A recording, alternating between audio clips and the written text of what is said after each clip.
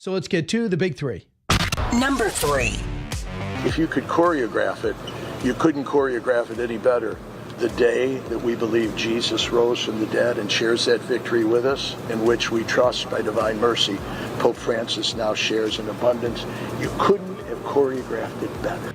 I'll tell you, I don't think you can be wrong, Cardinal Dolan. Too bad you might be too old to become Pope, but you'd have my vote. Pope Francis, the 266th Pope, passes away, becomes the first Latin American and first Jesuit to lead the Roman Catholic Church. We'll see who's next.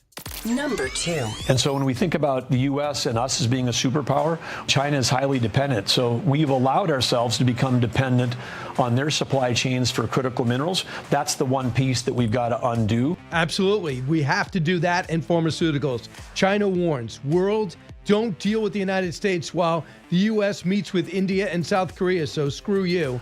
Tensions rise on tariff drama as Trump details why this war we must win.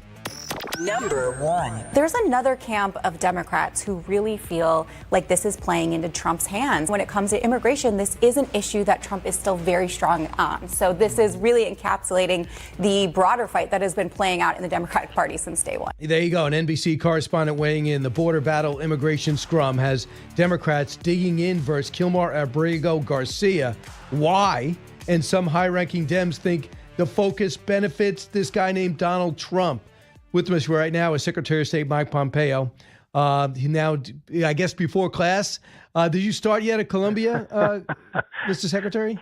I've been out there a couple of times. I can't figure out if you're more shocked by the fact that I'm at Columbia or that someone wants me as a professor, Brian.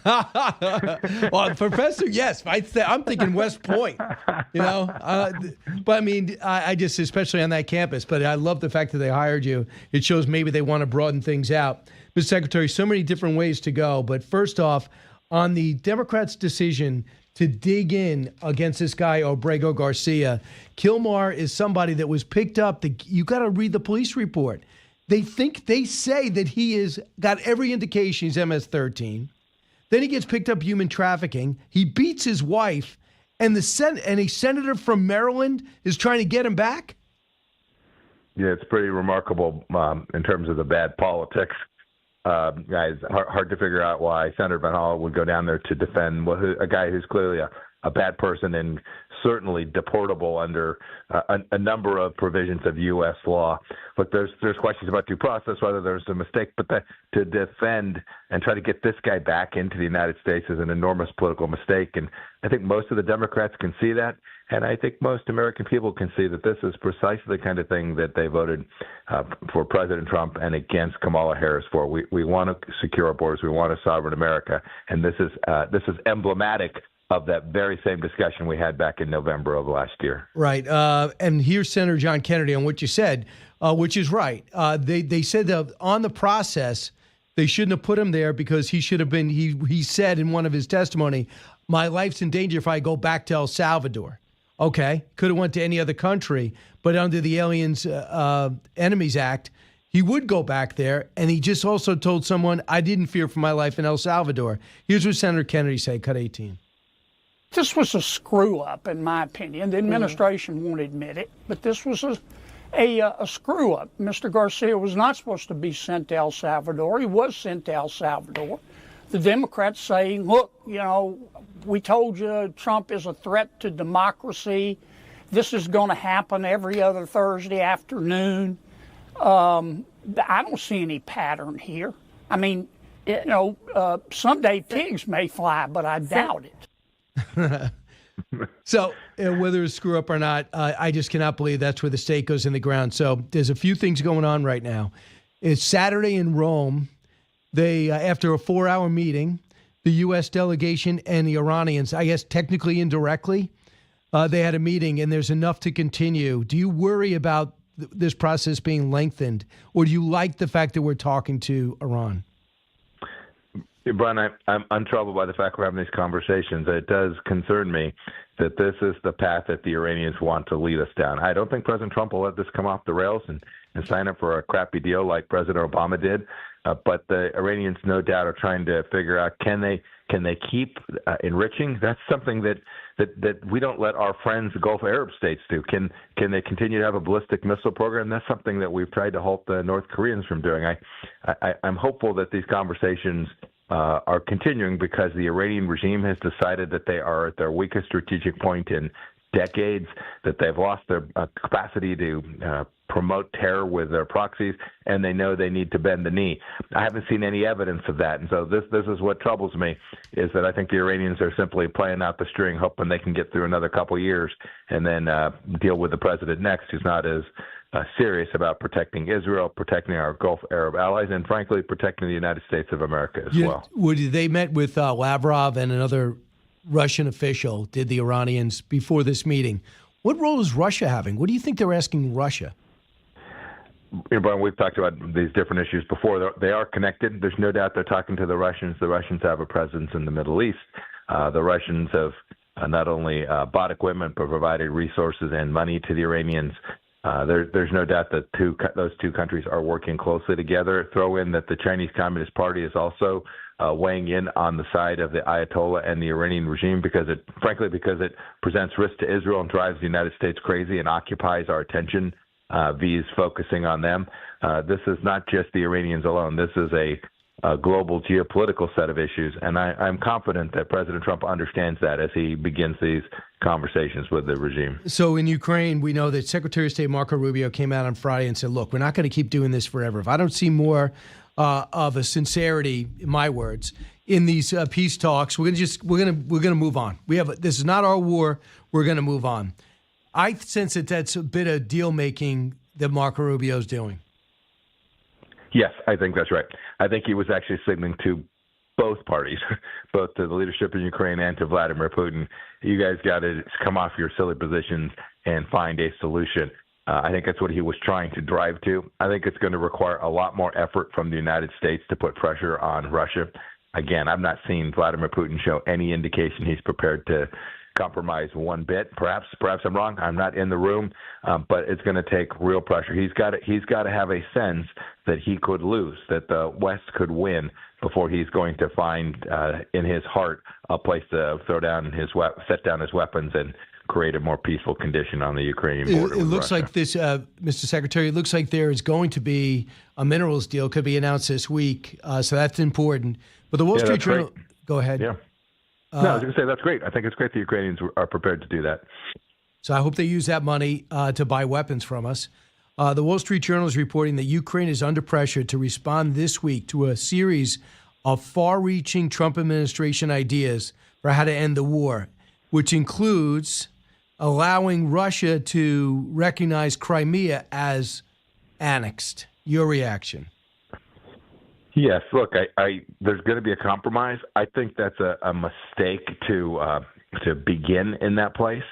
And whether it's Russian recognition or global recognition, international recognition actually does matter. But, Brian, the most important thing that we come to a conclusion on is this. We need to stop the killing. There's lots of people being killed. Second, there has to be a security arrangement led by the Europeans, underwritten, manned by the Europeans, that prevents something like this from ever happening again. This is the deterrence that Joe Biden lost, that President Trump had for 4 years. And when you lose that deterrence, getting it back is really difficult. And that's what the Trump administration is finding. To get this peace agreement is incredibly difficult because Vladimir Putin believes he can continue his march. We can't let that happen. And the Europeans need to step up and make sure they do everything necessary to prevent another day like what happened back in February of 22. But I think that don't you think that Vladimir Putin understands that you have a president that would actually say, I will do business with you the day when peace starts? And don't they think on some level he's tired of looking at his checkbook and seeing so little money in revenue, the brain drain, the amount of money they're borrowing and then pouring into their war machine? Or am I wrong? Yeah, I hope you're right. I fear that you're wrong. I fear that Putin concludes he can survive 2.5 more years. He does understand President Trump and the pressure we put on him for 4 years. That's why I think he didn't take on Ukraine, invade Ukraine and Europe on our watch in Trump's first term. But I think he believes he can drive his economy through. They're still selling plenty of crude oil around the world. His biggest challenge is he's having trouble finding people to throw into the meat grinder in the western part of his country. And so you see he's not making much progress. He's not advancing materially along the border. We would have thought that the Russian military could have really made huge strides. They've not achieved that. I want you to hear what Brian Fitzpatrick, the former FBI agent who's now congressman from Pennsylvania, was with Zelensky over the weekend. Cut 40. If you look at Russia, right, obviously it's huge geographically, but a population of about 150 million people, about half the size of the United States, 1/5 the size of Europe, a total GDP of $2 trillion. That's the GDP of the state of Texas. So they are large, but they're weak, and they're proving that weakness by the fact that they can't even successfully prosecute a war against a much weaker neighbor. So we got to stop, being fearful or bowing down to Russia. We need to stand up to Russia. We need to defend Ukraine, support Ukraine, and if it's done the right way, this will end positively. It's all about peace through strength. So do you want to take that on? I couldn't agree with Congressman Fitzpatrick more. In the end, the West has to win this. Has to be viewed as a defeat for Vladimir Putin, or we will have real problems with Iran, real problems with China. And we know this. The Russian military has epically failed. It was a terrible strategic decision that Vladimir Putin made. And President Biden, it was such an epic failure to talk all the time about the things we would not do, because that encouraged precisely the invasion that Vladimir Putin engaged in, is how President Trump got stuck with the problems that we have today. I just want you to, lastly, because I know you got to get to class, I hear the bell about to ring. We know the vice president's in India dealing with Modi and his trade representative. And I think it's important also to point out that South Korea is coming here, especially in the wake of what China said yesterday. They are warning countries around the world to not have talks with us, or else they're going to pay the price. The world is ignoring it, but it says the United States has abused tariffs on all trading partners under the banner of so-called equivalence, while also forcing all parties to start a so-called reciprocal tariff negotiation with them. They are saying behind the scenes, urging people to cancel their meetings with us. Brian, I don't think any of those countries, I don't think India, I don't think the South Koreans are going to cancel their meetings with us. I think they all know that this is the nation they want to have as their longtime security partner and economic partner, not the Chinese Communist Party. And it is pretty rich to hear the Chinese talk about trade abuses, as they've been violating every trade rule in the book since they entered the WTO a couple of decades back now. So it's almost laughable. We're going to get through this. I'm confident President Trump will get these trade agreements pushed through, and we'll get economic growth here in the United States. And that'll be good for every American. And Mike Pompeo, when you walk the campus, do you hear anything from people, from students? I do. I do hear things from time to time. Most of the folks have been really kind and really nice so far, Brian. I'll keep you posted. All right. I worry about your welfare, so I want to make sure you're okay with these kids. I appreciate that, right. Brian. Have a wonderful day. Go get it, Mike Pompeo. Bottom of the hour, James Trusty. Your calls next, 1-866-408-7669. The passing of the Pope. What's going on with the tariff trauma? Are you experiencing some already? I hear small businesses paying a bigger, feeling more nervous than the bigger businesses. I understand that. Do you understand the need to reconfigure what we do as a country? We'll discuss that. Brian Kilmeade Show. Don't move.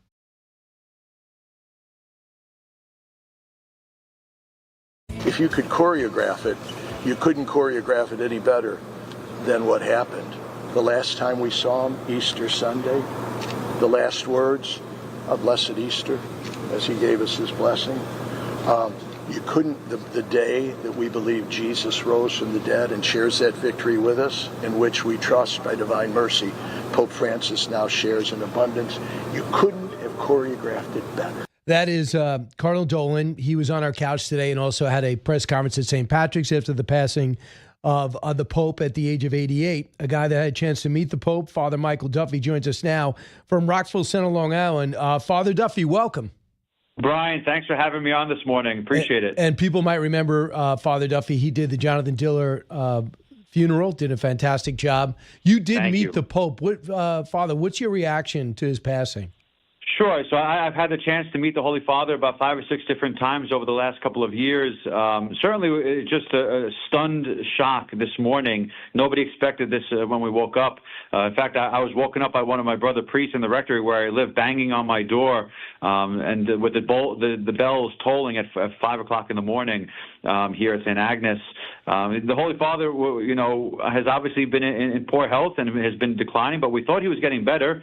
And he was in Rome yesterday. He met J.D. Vance, had an audience with him, and then he greeted the city and the world at the end of Easter Mass. So it really does come as a complete shock. Besides the Pope being the pinnacle on the Catholic Church, for you, what was he like as a person? What was he like as a leader of the Catholic Church? Sure. So the Holy Father, for us as Catholics, is we have a personal relationship with him. He's our Holy Father. And so we're certainly in mourning in a very intimate and personal way. And this Holy Father in particular, he's been Pope, for almost all of my priesthood. The Church is going to be different without him, right? There's a wound, there's a hole now in our hearts as we wait for the new Holy Father, whenever that comes. So we're almost like sheep without a shepherd right now on earth. So where did you meet him? Sure. So I've had the chance to be in Rome a number of times for different groups and pilgrimages that have been good to the Holy Father. And as a part of those groups, I've been their chaplain, and they bring me in to be with them. And I've always been presented to the Holy Father as by a cardinal or archbishop, and he says, "Holy Father, this is Father Duffy from Rockville-Centre." And I don't think the Pope knows where Rockville-Centre is. So he looks at me and he said, "From Ireland, right?" I said, "No, Holy Father, from New York." He says, No, you must be from Ireland." I said, "No, Holy Father, I'm from New York." So it's the only time in my life I've ever corrected the Pope, But he would laugh and smile, and he always enjoyed that. I swapped the little white hat that he wears, the Zacchetto. I brought him one as a gift, and he gave me the one he was wearing to take home. So we have this little connection here in Rockville-Centre to him. And I would always say to him in broken Italian, "Holy Father, the people here of Rockville-Centre send you their love and their affection." And every time, 4 or 5 different times, he'd say to me, "Father Duffy, please ask the people in Rockville-Centre to pray for me." And so then as the pastor, I'd be able to come home and say in the cathedral, "Hey, folks, I have a personal direct request from the Pope to all of you to pray for him," which was really a nice connection to have. I hear you. Here's Jonathan Morris. He was a priest, and he got out of the priesthood, but still. God bless him. Yeah. Do you know him? I don't. But he's been on. Yeah. So he was on today. Cut 5. And let me speak to our evangelical Protestant viewers right now who might say, "What does this matter to me?" Honestly, as an American, as a believer in traditional values, it matters a lot to you. Why? Because there is no other leader of Christianity, whether you're Catholic or not, there's no other leader that has a platform and a voice like the Pope. There are a lot of conservatives who did not like this Pope. They'd say, "Hey, we like Pope Benedict XVI or John Paul II, bring us back to those days." But yes, he had different views than previous popes, but he was still preaching the gospel. So your thoughts about that, because that is true. He didn't really say a lot of great things about us. Didn't like the fact he was trying to enforce our borders. Very upset about the immigration policies. Thought America, capitalism, didn't really embrace the capitalism, right? Listen, I think we've all had moments in our lives where we don't agree with something with everything that somebody says, and yet we still love them, right? I don't get along with everything that my sister might say, but she's still my sister. I still love her. There's something different that goes on with the Pope. Because he's the Pope, he represents 2,000 years of tradition. Unfortunately, I really do believe that our Holy Father was very often used by people that wanted to paint him in a certain way. This Holy Father upheld traditional values every step of the way. He never permitted same-sex marriage. He never permitted abortion. He never did anything that was contrary to the teachings of Jesus Christ. And yeah, there were some prudential things that some people may not have liked, but I do think that he was misinterpreted by an awful lot of people. Like, for instance, he said early in his pontificate, if somebody is gay and seeks the Lord, who am I to judge? He was talking about a very specific moment of a priest who was being celibate. And if he was gay, then who am I to judge? Well, of course, if somebody's celibate, if somebody's chaste, if somebody is seeking the Lord, none of us have the right to judge. But people took that line out of context and said, look, the Holy Father is approving X, Y, and Z. And so I think we all got to step back and today of all days pray for his soul, pray that he meets the Lord who he loved and served, and not jump to the American left-right political perspective, because we can get in trouble as Catholics. You know, as Roman Catholics, our job is to love the Pope, to listen to him, to give him deference, but also to make sure that what we're listening to are his actual words and not what somebody's saying he said. That many times was not true over these last 10 years. All right, but he passed away at the age of 88, and now we're going to have the next few weeks. A lot of focus is going to be on the Vatican in Italy. Yep. Father Michael Duffy, thanks so much for your insight and your the personal perspective on what he was like as a man. Thanks, you, Brian. God bless you. All right, back at you. All right. Go to BrianKilmeade.com, by the way, if you want to see me on stage. Not as good as the Pope. I will not get those type crowds. But I'll be in Dayton in June. I'll be in Dallas in August. And I'll be in Richmond in September. BrianKilmeade.com.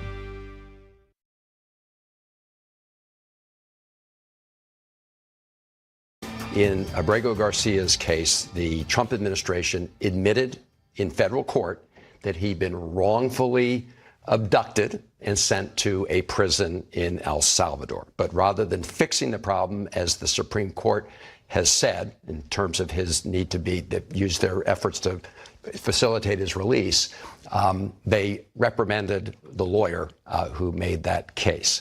So they need to bring him home. And one of the reasons they said, that's back in 2019, not to go back to El Salvador, he said that my security will be jeopardized because MS-13 is there. Well, a couple of things. I don't believe him for a second. If you read the report, the police report from the gang unit, he's a member of that gang. Number two, unless he's an informant by Sammy the Bull.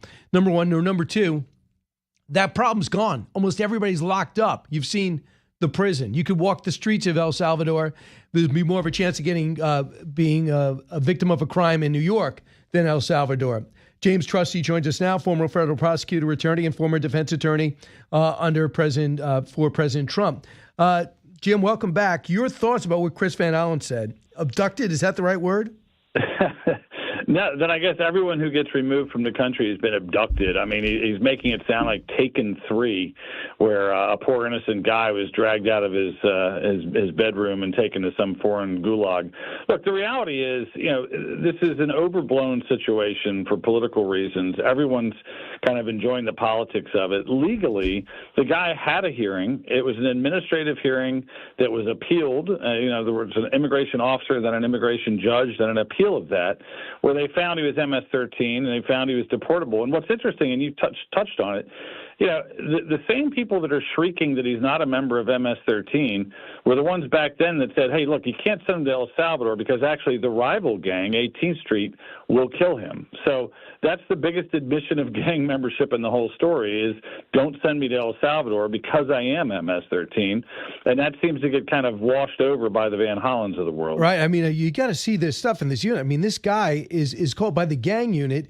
He basically said everything except for MS-13 tattooed on his chest. I mean, they say Abrego claims to be in good health, given that he has the opportunity to make a phone call. There's no big emergency, but he does have tattoos on his fingers, says see no evil, speak no evil, and I hear no evil. And he's wearing a Bulls hat. And then the informant that came and saw him in 2019 said, yeah, this guy is a higher up in MS-13. But it doesn't matter. They say they were trying to distract from the whole story. Now, do you think that having said that they should have scooped him up and just recategorized him and then sent him over? You know what's kind of crazy here is like, what's the end game for either side? And if the end game is to bring him back to Maryland, that's the big victory for, quote, due process, he comes back, and I could see the administration saying, okay, fine, whether you're MS-13 or not, you are illegally here. You're going back. Like, I don't think there's any scenario where he sees sunshine. If he comes back to the United States, he's going to be in detention. He's going to have, I think, a very abbreviated hearing addressing whether the circumstances for withholding removal ever changed, and they have. And then he's right back on the plane to somewhere. So I also wonder, Brian, in terms of kind of heading off the lawfare litigation here, what if Bukele said to the next group of politicians, all right, fine, here's the deal. Take him where you want other than the United States, and we'll facilitate. You want to take him to Guatemala and to be perfectly happy in a different country? Then let's go. And I think that would actually go a long way towards mooting a lot of the issues that are frantically making their way through the court system, often without any reliable record. I just I know you don't do politics, but I just do think it's important to point out there are a lot of people think this is not even a good move for Democrats, like this guy named Gavin Newsom, cut 20. This is the distraction of the day, the art of distraction. Don't get distracted by distractions, we say, and here we zig and zag. This is the debate they want. This is their 80-20 issue as they've described it. They're 100% right. So every day you're talking about this guy, they'll just roll out more and more things about him. Number one, his wife wrote up 3 pages why she was so scared of him, how he beat her up, hit her with the laptop. They were scared for her welfare. And he had basically had a order of protection that kept him away from his wife for, I think, 3 or 4 months.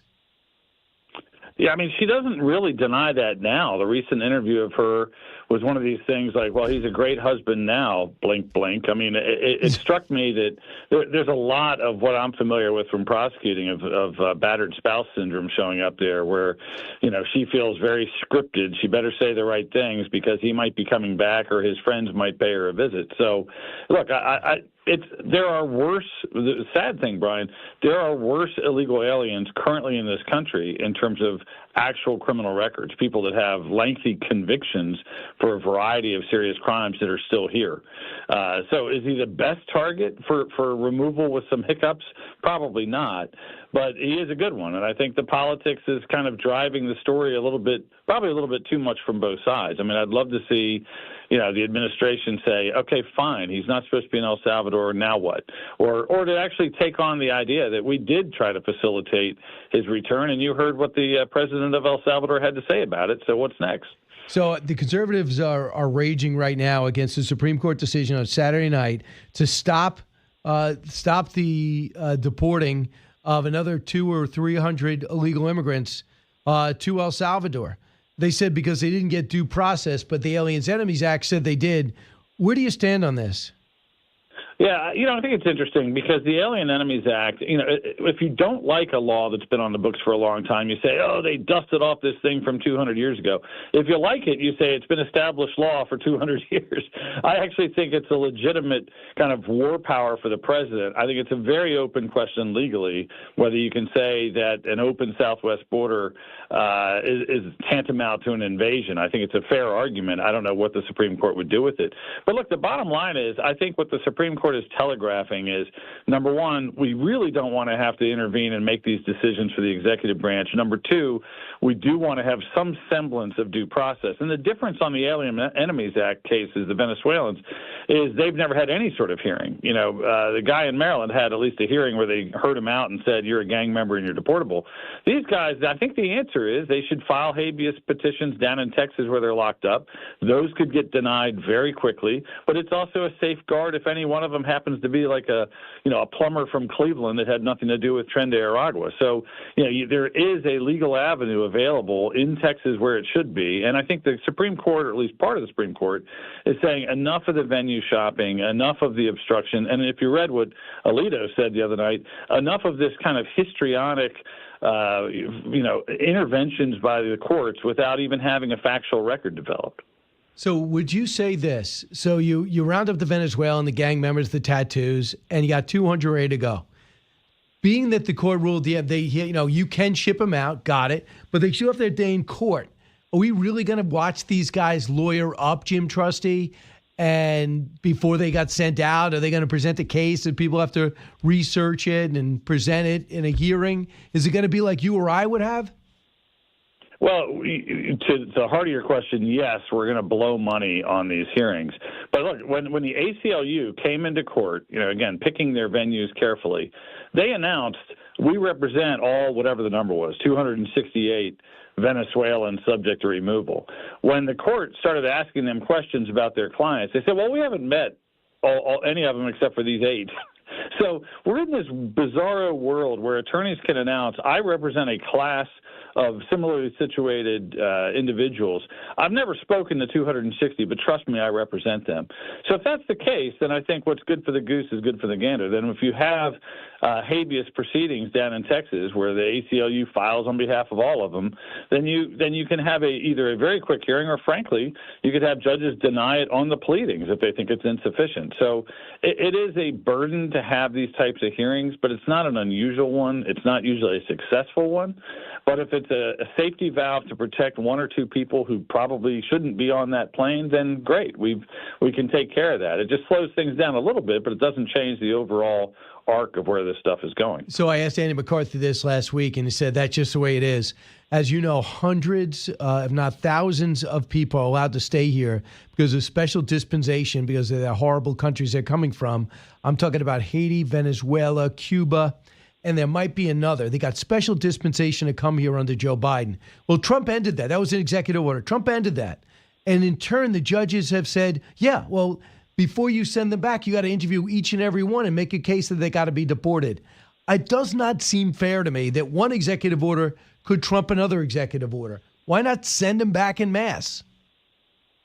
Yeah, I mean, look, it's cumbersome to have any additional process here. You're right that the executive orders and, frankly, the immigration law, if you want to dig down, one of the things I think is the big villain here, asylum or claims that you can't send me back to this particular country, used to be entirely limited to government persecution. Don't send me back to war-torn country X, or don't send me back to Maduro in Venezuela because he will torture me. Now you can pretty much say, oh, I'm in a gang and I'm afraid of those other guys. Don't send me back to El Salvador. I mean, I don't know what the logical limit is. Like, I ticked off my sister-in-law at Thanksgiving. I can't possibly go back to that country. Asylum claims seem to be getting dignified by immigration courts to kind of an absurd level. But again, remember, all of this is administrative hearings, Brian. I'm not as fearful of the delays when you're talking about administrative hearings. Maybe we need more immigration judges to speed things along, but you're not having like jury trials and all of the kind of chaos and confusion that could come in to something with a full-blown trial-type process. You're talking about, half-day administrative hearings, couple of witnesses testify, judge makes a decision, and on we go. All right, James, the other thing is, and I can't get the exact ruling now, but I think the Supreme Court's going to look at the role of district judges in president's foreign policy. What do you expect the ruling to be? Yeah, it all pivots around Justice Roberts. Justice Roberts has been historically so concerned about the reputation of the court and, frankly, a lot of the attacks that they endured under the Biden administration, I think gratuitous attacks, that he wants to seek consensus. He doesn't want to be seen as putting his finger on the scale of hot political issues. Problem is, and I think the conservative part of the bench with him is getting increasingly frustrated that we're dignifying lawfare. The district court judges issuing nationwide injunctions is something that's got to stop. That emergency hearings should really only be emergencies. We shouldn't be making these kind of findings because of how the attorneys argue the case. And so I think we're going to see at some point a more significant smackdown of the idea of every federal court jumping to attention to help obstruct the administration's efforts to enforce the law. Yeah, it looks like they're trying to be political heroes so they can get to the a speaking engagement at the DNC in a couple of years. Jim Trusty, thanks so much. All right, Brian, good talking to you, man.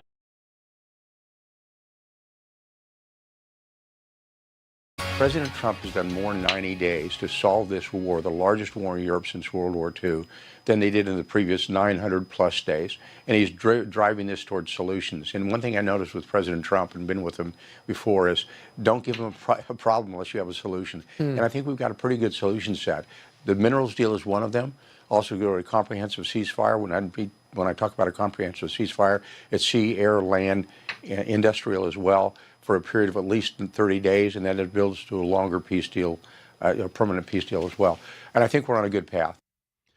Maybe. I'm not sure. I'm not there, but I know that Vladimir Putin's anything but responsible and dependable.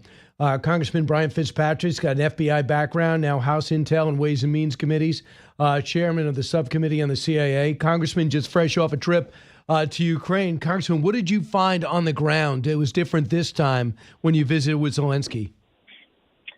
Hey, Brian, happy Easter to you and your family. I spend obviously a lot of time in country.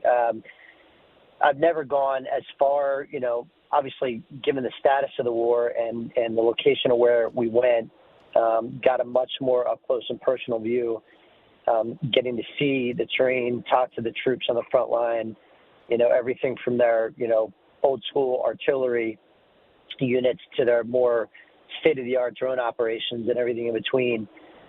Just a really unique insight. And I also, before going out there, Brian, had a lengthy one-on-one conversation with President Zelensky, who I personally like a lot. There's not too many people on this planet that would turn down an evacuation facing certain death and be willing to die for their country, and he was. I have a lot of respect for him. He's got a very tough circumstance. We talked a lot, Brian, about the memorandum with regard to minerals. Everyone's got to understand why there's some apprehension, and they're doing it, and, they're all in. But the last time Ukraine signed a memorandum, an international memorandum of this magnitude was 1994, the Budapest Memorandum. They were the third largest possessor of nuclear weapons on the planet. They voluntarily gave them up for vague security guarantees, only to be reneged by none other than the Russians, right? So people need to understand the historical context there. Well, one's a transaction deal. I'm assuming we're going to be we have the refinery. We'll be able to refine a lot of their rare earth they're not able to mine anyway. And my hope is they'll use that to buy a lot of the weapons and missile defense that'll keep them safe forever. Do you sense that when this deal is signed, there'll be a transaction so they can get the weapons to stay alive from us? Well, that's the whole point. I mean, obviously, a big part of this agreement is having the U.S. be an economic partner and be invested, as a government in the country. So there's sort of precursor implicit security guarantees right there. And as far as the weapons transfers, Brian, obviously myself and several of my colleagues in the House and the Senate are keeping a very close eye on this. Clearly Europe needs to step up. The president, our president, President Trump, is absolutely right about that. Europe has been very, very neglected and deficient for years. NATO was formed back in 1949. They've had a lot of time to build up their defenses. They have not. So they do need to step up. But we still need to be providing some unique weapon systems that only we can provide to them. That was one of President Zelensky's asks. He's willing to pay for them. Any aid he's willing to do in the form of a loan. All of this was very, very important to President Trump during the last supplemental. So I think there is a path there on how we can fashion it. But, Ukraine is interested in peace. They absolutely are committed to it. This Easter ceasefire by Putin was an absolute joke. He was bombing Kharkiv hours after he declared a ceasefire. He's just a propaganda expert. He always has been, always will be. So do you think that, so I see this on the Wall Street Journal, I'm sure you did too, that Ukraine is under pressure to respond to a proposal that Russia gets recognized as annexing Crimea and excluding Kyiv from joining NATO. And in turn, they get some type of ceasefire. Your reaction to this is the rough framework of what's been offered? Yeah, I don't know that detail in particular, Brian, but I listen, I can't say for certain, but I got to imagine President Zelensky will not accept that. I mean, because doing so would be rewarding a dictator for invading a country.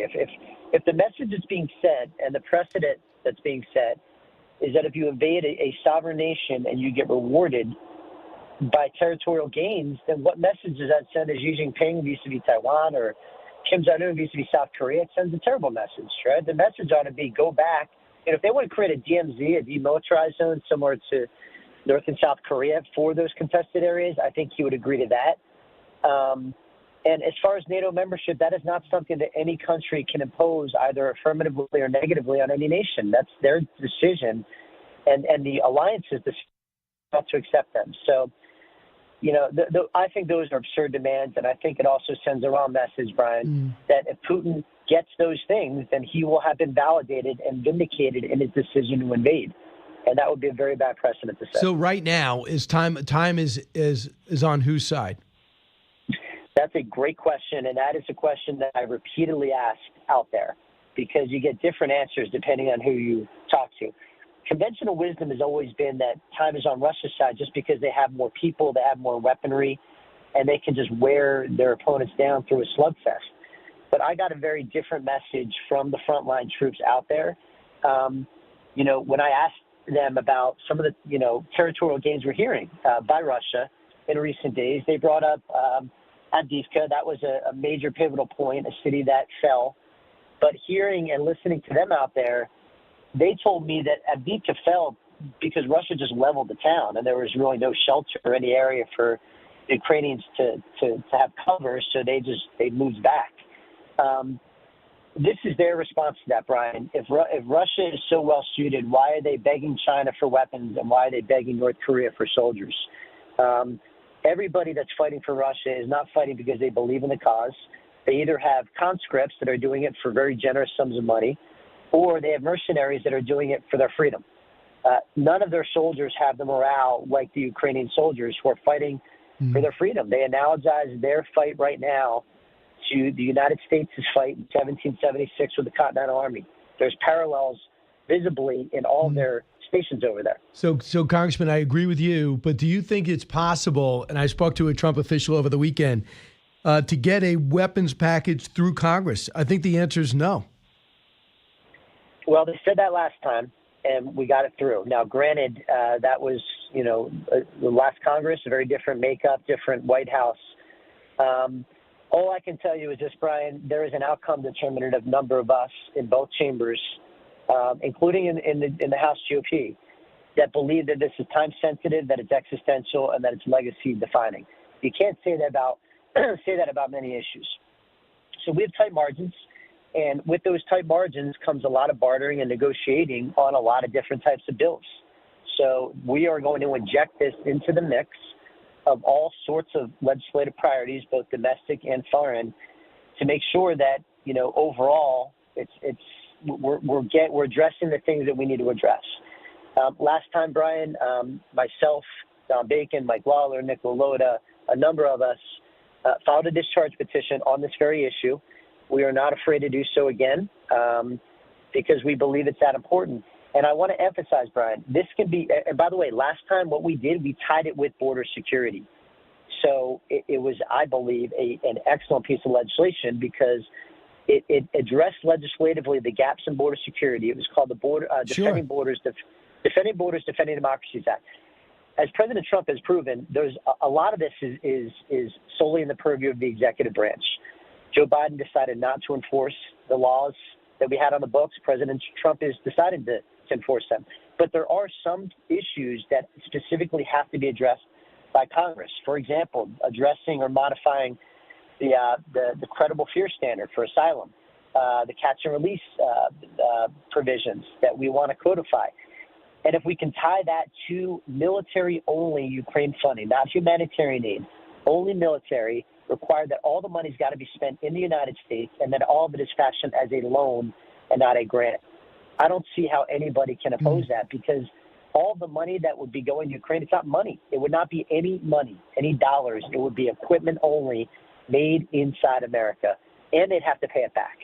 So I'm confident, Brian, we can get that done. I hope so because, I'm firmly in Ukraine's court. There's good guys and bad guys. They're an imperfect democracy, but they're still allied to us. And, man, are they showing they know how to fight.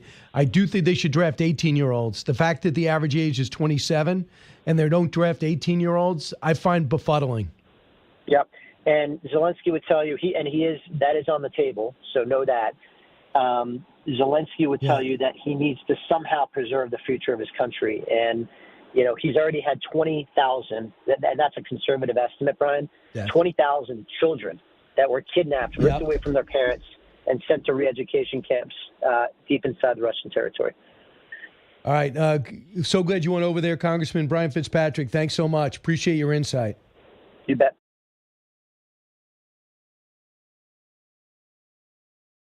It's not about the big crowds that come out to you when you're talking in a festival or wherever they are. I think it's because I think Bernie showed up at Coachella. That must have been fun for the fans. It's who shows up on Election Day. And I just don't see that's the ticket. I mean, Cory Booker, I know you've worked with him. I like Cory a lot from my home state of New Jersey. Made a speech for 25 hours. Again, just each other off. This is just not what's going to get the job done. I think he's 100% right. Well, let's ask Mayor Glenn Jacobs, in from Knox County, Tennessee, a.k.a. if you're watching online on the stream right now on Fox Nation, he is the WWE Hall of Fame professional wrestler, Kane, but now he wants to be called mayor. And Tyrus, eventual future mayor, Tyrus from Fox Nation, from The Five, from the Gutfeld, author of the book Nuff Said, and host of Maintaining Tyrus on Outkick. Welcome, guys. This is a reunion of sorts, right? Yes. Well, it's not really. Whenever we get a chance to see each other, it's past reunion times. He's been gracious with me when I first started at Fox. He gave me one of my first interviews. We had barbecue together. Yeah. So it's been we actually spent more time outside of wrestling together. Yeah, I think we did, right? Yeah. The same building. Right. Yeah. So, Mr. Mayor, how do you like it? It's great. You know, obviously it has its challenges, but at the same time. Like, what are the challenges over in the just like every place else, you know, just budgetarily, we have some issues as far as how inflation has hit us for the past several years. The COVID years were not very much fun at all. I know. You know, those things weren't. You know, but just the things that every area is going to face. At the same time, we're a remarkable area. Our people are so nice and friendly. We have a lot going for us, and it's really cool to feel that you're part of something and hopefully setting some groundwork for a great future. Well, I'll tell you what, when you just heard what Bill Maher said about big crowds and AOC and Bernie Sanders, do you think that means America wants to go socialist? Do you think they're getting the wrong message from that? No, I don't think so at all. Those crowds actually pale in comparison to what Donald Trump pulls when he goes different places. And they also have to wonder how many of these people actually bust in, because it certainly seems anytime the Democrats do things that's one of their strategies. So definitely, you know, our country is growing apart. We can see that, you know, with all the division and divisiveness going on. At the same time, I think that, you know, you talk about big crowds, but it's also people being invested and feeling that they have a connection. And that's where Donald Trump, that's what the Democrats really can't figure out about him, is the fact that he has been able to really form a connection with everyday Americans. And what's happened to the Democrats is they've been able to form a connection with the elites, and that's about it. Everybody else just they don't falls know how away. Tyrus, they don't know how they got there. They used to be the part of the working class. They don't know how they ended up with just celebrities. I'll happily tell them Go how ahead. they got there. They allowed their party to become the party of activism. And President Trump seized common sense. And so I don't see, in my travels, I only see the divisiveness on TV.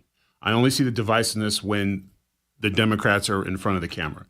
The country as a whole, I feel, is very positive. People feel enlightened. They're not the issues that the Democrats are crying about do not come across dinner tables.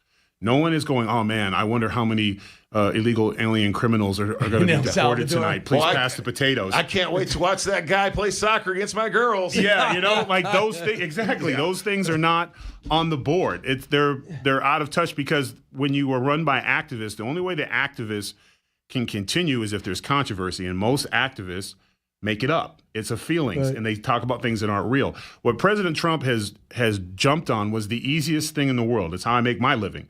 Common sense.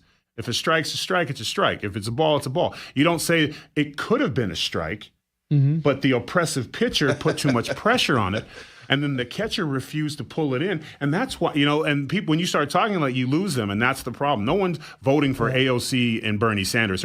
She needs to get back to her own district. Her red light district is horrible. I'd love to see her run for president as a Republican. I think it'd be great. Right. And she is, so according to some people, like Nate Silver has been pretty accurate. He thinks that she's likely to get the nomination. To me, that would be great news for Republicans. Yeah, for the Republican Party. Even though that, you know, she's comfortable in front of the camera, you know, she's comfortable on stage. Is she?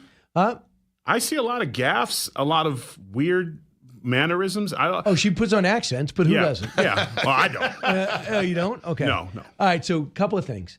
They just did a Yale poll among Democrats for young people, and the two ones who are on top is one of the ones is John Fetterman, and the other one who's the one of the most popular is Bill Maher. That to me would be scary, because when you have a guy like what Mitt Whitmer said 2 weeks ago, I'm going to work with the president when I can. He's very popular in Michigan. Thinking to myself, that's a good move, because what you could be is that common sense Democrat. I want to do it center left as opposed to way left. Right. Yeah, 100% agree. When I talk about the country being more divided, Tyrus is exactly right. It's done on purpose, and it's really done by, I would say, the extremes of the Democrat Party. And when I talk to folks who are former Democrats, it's not that they've moved, it's that everything has shifted around them. So if the Democrats want to be competitive again, they have to move towards the middle. Instead, they keep on moving more and more towards the left. Obviously, as a Republican, that's great with me, but I don't think it's good for the country. Do you feel like, Mayor, do you feel like this is public service for you? Or do you look at this as a job? No, it is public service. And I don't say that because you've spent all day just helping people. Well, right? I mean, and also, there's a lot of other things that I could be doing. It's a great endeavor, but nevertheless, at the end of the day, I don't look at it in what's in it for me, other than I hope that my kids and grandkids have a brighter future. It's really about doing as much as I can to make our community just. It's a great place to make it even better. Right. And if I could just add, this is who he is. And he's been a mayor long before he was a mayor. One of the things that I admired so much about him is when we were in the locker room in the WJ, he would take time to talk to all of us, whether we were top of the card, bottom of the card. But he didn't talk about silly things. He would always say, like, manage your money. Think about your taxes. Think about your future. He was always pushing. Him and Daniel Bryant, when they were tagged together, our locker room was the debate of what to do. He was a planner. He was, talking about in case of bad things happen, make sure you have this, make sure you have this in line. Wrestling's not forever. So he's always been very fiscally responsible. When around most guys are talking about how much we're bench pressing or what place is the best place to eat or hotels to sleep at. He always had that kind of a leadership role just naturally. Yeah. And I always admired that a lot about him. Thank you. And also with this job, I can take it or leave it. I mean, people are always asking me, what am I going to do next? And I'm not sure. I don't even know if that involves politics. And unfortunately, we've reached a point in our country where a lot of folks, once they aspire to get into government, and once they're there, they never want to leave. And that's not a good thing either. So, I always remind myself that I don't have to do this. And when those tough decisions come and there's going to be consequences for those, that's fine with me. So, I'm already by the way, prepared for it. the other person is Stephen A. Smith, who's grading out. Yeah, but again, we're not even a year in yet. Right. The face of the party, we will have no idea. Here's the other thing. I don't think if the Democratic Party took the next 2 years to clean house, because what happened in the last 4 years is there was no president, and the extreme party, no, there was no president. You're right. And the extremes of the party got a hold of the purse strings. And they were spending, and they were making calls, and I guarantee you, if it was a healthy Joe Biden, I don't think it would have been much different, but in terms of the strength and the weirdness of the party, I don't think it would have came there. Joe was very centrist, right. But this was not that same person anymore. So if they can clean out, if we have a common sense center Democratic representative and we have a common sense Republican, win or lose, that's good for everybody. You know what's great? It would be a fun debate. Yes. Right? And you know what the best thing to happen to Democrats? They should do what Obama and Hillary did. They had and John Edwards, they had a real contest. So they went back and forth. You would watch. We would love covering. It was a great race. Hillary surged at the end, got close, but he shocked the world. But we watched them go at each other in real debates. After that, Hillary had no competition. They made sure Joe Biden had no competition. They just wiped it all out. They didn't want them to lose. Right. Yeah, and then you see what happened with Kamala Harris, and I think part of the reason that when they had a real competition, she failed. But not only that, but then she just gets installed as their nominee after they decide to remove Biden. I think for a lot of Democrats, that just turned them off because they're supposed to be the party of democracy, but you have the Democratic elites that are making these decisions. So the Wall Street Journal has a story today and the headline is, it's suddenly okay to point out Joe Biden's cognitive failings. It's not okay. Got 4 books coming out. Well, everyone's trying to get in front of what's coming. I think the Doge thing has scared everyone because you follow the money. We were fleeced for 4 years. Like I said, these programs that were put together, they were nothing but money laundering schemes, and everyone's trying to get in front of it. And everyone who was a piece of it, who was a part of it, you had when those pardons came out. I think the most ridiculous one was the Fauci one. That clearly lets you know. And Joe Biden had absolutely no idea about these pardons. They were doing, and now people are going to start to talk, because what usually happens with there's no honor among thieves. And this is not the all-Democratic Party. I'm talking about the individuals who took advantage of a situation, because if they cared about their country, the day they realized that he couldn't have a conversation without reading from a cue card, they should have came out and been like, we got Article 57. I'm sorry, the president is not fit to serve. Right. But they didn't do that. They took it as an opportunity. You know what we can do? And it was basically, and that's what it is. And now everyone's trying to get in front of it. So coming out now is too late. Jumping out and say, hey, we got to get rid of woke. No, it's too late. Woke's already done. They're just trying to distance themselves. That's why I had like Bill Maher, like now you want to push away from it and kind of play both sides of the fence. But at least Maher was calling out how bad a president he was. Like, he wasn't saying he's failing. When did that start? Right. When it was over. He was one of the first. Yeah. I would give him at least discredit. But it was still a little too late. It was more a reaction to the election than anything else. Yes. And that's one of the things that really bothers me is, so much is just focused around who's in power as opposed to what's good for the country. And we can certainly see that. I think it's what Tyrus is talking about. We could see that all through Biden's administration, is we all knew this was bad, but Democrats are in power, and if you say, oh my gosh, there's an issue with the president, then we lose the election, we can't have that, so we're just going to cover it up. So, Mr. Mayor, you know what bothers me most? They were just telling me that Charlie Gasparino is reporting that Musk is going to announce tomorrow that he's leaving Doge. Oh, no. And here's the major problem. This goes to show you, if you are a successful business person, semi-celebrity, if you want to risk your capital and your companies, that's what happens when you go into government. And to me, this is Benjamin Franklin of our generation, the Henry Ford of our generation. The fact that he goes into government, I know he's a little abrasive and can be a little, little thuggish sometimes by the way he operates. But this is a loss for the country. And it's because of Tesla. Well, I think it's a lot of things. I think what he was doing is not typical. This is not normally a celebrity going into government. He is going after corruption in the highest form of the federal government, and you think they were just going to let him just come in there. Yeah. So they're doing these attacks, and I think, but what him leaving will take the focus off, but the team that he has in place is going to continue. I hope He's got the best and brightest in there, right. And I think him stepping out, they'll then change the tune to whomever is the top guy, suddenly they'll go after him. So I think Musk, I think it was him stepping down, they're going to think they got some kind of victory, but I don't think it is a victory. Mayor Glenn Jacobs is here, better known as, or first known as Kane, and Tyrus is sticking around a few more minutes. WrestleMania was this weekend. We got to get these guys to weigh in. Don't move.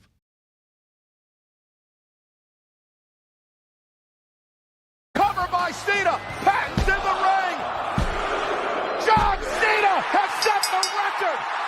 John Cena is the 17-time world champion. You may not like it. In fact, you probably hate it. Like it or not, John Cena is the GOAT.